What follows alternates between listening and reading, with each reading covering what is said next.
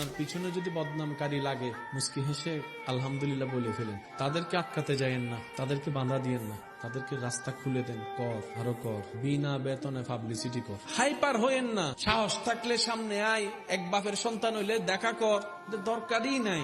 আল্লাহ আপনাকে বিনা যুদ্ধে জয় করতে চাচ্ছেন, আপনি কেন যুদ্ধ করে খামাকা শরীরে শক্তি নষ্ট করবেন? দরকার কি? ছেড়ে দেন না তাকে আপন হালতে। সে বদনাম করবে, আপনার গুনাহ নিবে। সে বদনাম করবে, নিজের সওয়াব আপনাকে দিবে। সে বদনাম করবে, আপনার প্রচার করবে। সে বদনাম করবে, আপনার নামটা যে জানে না তাকেও শুনাই দিবে। তো সে যখন বিনা বেতনে এমন কাজ করতে চাচ্ছে স্বইচ্ছায়, আবার অন্যদিকে ওয়াইলুল্লি কুল্লি হুমাজাতিল লুমাজা তার উপর আরপিত হবে, আপনার টেনশন কি?